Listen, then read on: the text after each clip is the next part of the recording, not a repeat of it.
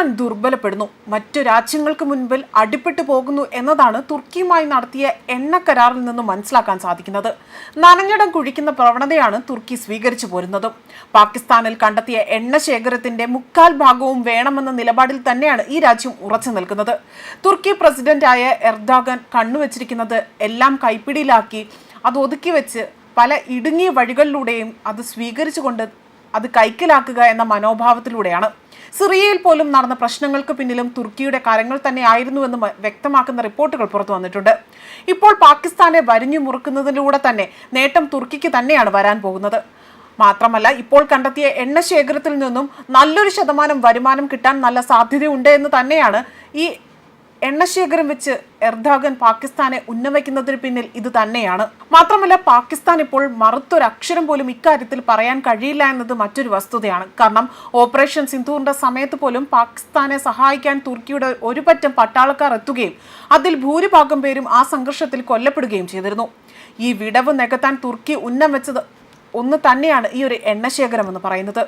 Erdogan ഒരു അർബുദം പോലെയാണ്. കയറി പിടിക്കുന്നിടത്ത് പെട്ടെന്ന് തന്നെ അങ്ങ് പരക്കും. മതത്തിന്റെ പേര് പറഞ്ഞുകൊണ്ട് കയറിക്കൂടിയ എർദോഗൻ ഇപ്പോൾ പാകിസ്ഥാനെ കൂടുതൽ ചുറ്റി വരികയാണ്. അവിടെ നിന്നും പരമാവധി നേട്ടമുണ്ടാക്കാനാണ് ഇയാൾ ശ്രമം നടത്തുന്നത്. സിറിയയിൽ അതാണ് സംഭവിച്ചത്.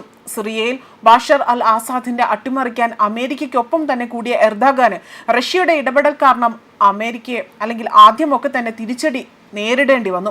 അന്ന് സിറിയയിലെ ഭരണാധികാരി ബാഷർ അൽ ആസാദിനെ ഇറാനും റഷ്യയും പിന്തുണയ്ക്കുകയും ചെയ്തിരുന്നു. തുർക്കിയും സൗദിയും UAEയും അതുപോലെ US-ഉം വിമതർക്ക് അനുകൂലമായി തന്നെ നിൽക്കുകയും ചെയ്തു. റഷ്യയുടെ സൈന്യം നേരിട്ട് സിറിയയിൽ ഇടപെട്ടതോട് തന്നെ തുർക്കിയും US-ഉം പിന്മാറുകയാണ് ഉണ്ടായത്. പക്ഷേ ഈയിടെ അമേരിക്കയുമായി ഗൂഢാലോചന നടത്തിക്കൊണ്ട് ഇസ്രായേൽ സഹായത്തോടെ സിറിയയിൽ തന്നെ അവിടെ നടന്ന ഭീകര സംഘടനകളെ കൂട്ടുപിടിച്ചുകൊണ്ട് ബാഷർ അൽ ആസാദ് ഭരണത്തെ വീഴ്ത്തുകയും ചെയ്തിരുന്നു. അതേസമയം പാകിസ്ഥാനിലെ തീരമേഖലയിലെ എണ്ണശേഖരമുണ്ട് എന്ന് അടുത്ത കാലത്താണ് കണ്ടെത്തുന്നതും. ഇവിടെ വിശദമായ പരിശോധനയ്ക്കും ഖനനത്തിനും ഇരു രാജ്യങ്ങളും അടുത്തിടെ കരാറിൽ ഒപ്പുവയ്ക്കുകയും ചെയ്തിരുന്നു. ടർക്കിഷ് പെട്രോളിയം കോർപ്പറേഷനും പാകിസ്ഥാനിലെ 3 ദേശീയ എണ്ണ കമ്പനികളും തമ്മിലാണ് ഈ കരാർ ഒപ്പുവെച്ചതും. അതുപോലെ തീരമേഖലയിലെ 40 ബ്ലോക്കുകൾ ഇരു രാജ്യങ്ങളിലെയും എണ്ണ കമ്പനികൾ ലേലത്തിനെടുക്കുമെന്ന് തുർക്കിഷ് ഊർജ്ജ മന്ത്രി വ്യക്തമാക്കുകയും ചെയ്തിരുന്നു. സൗദി അറേബ്യ, UAE, ഖത്തർ തുടങ്ങിയ രാജ്യങ്ങളുടെയും അന്താരാഷ്ട്ര നാണയനിധി, ലോക ബാങ്ക് തുടങ്ങിയ ധനകാര്യ സ്ഥാപനങ്ങളുടെയും സാമ്പത്തിക സഹകരണത്തിൽ മുന്നോട്ട് പോകുന്ന പാകിസ്ഥാനിൽ നിന്നും ഒന്നും കിട്ടില്ല എന്നും തുർക്കിക്കും എർദോഗനും നന്നായി അറിയാം. അതിനാൽ തന്നെ പാകിസ്ഥാന്റെ പ്രകൃതി വിഭവങ്ങളെല്ലാം തന്നെ കൈയടക്കി അതിൽ നിന്നും ഒരു വരുമാനം ഉണ്ടാക്കാനാണ് ഇവർ ശ്രമം നടത്തുന്നത്. അതുപോലെ തന്നെ യുദ്ധക്കൊതിയനായ എർദോഗൻ മിക്ക രാജ്യങ്ങളിലെയും സംഘർഷങ്ങളിൽ ഇടപെട്ടുകൊണ്ട് അതിൽ നിന്നും നേട്ടങ്ങൾ ഉണ്ടാക്കാൻ ശ്രമിക്കുന്ന ഒരു നേതാവ് കൂടിയാണ്. ഒപ്പം അമേരിക്ക പോലുള്ള ആയുധ ശക്തിയിൽ മികച്ചു നിൽക്കുന്ന രാഷ്ട്രങ്ങൾക്ക് വേണ്ടി എന്ത് വിടുപണിയും ചെയ്തു കൊടുക്കുക എന്നത് അവരുടെ ഒരു സ്വന്തം ആളായി നിൽക്കുക എന്ന ഒരു പ്രവണത കൂടെ ഇവിടെ പ്രതിഫലിക്കുന്നുണ്ട്.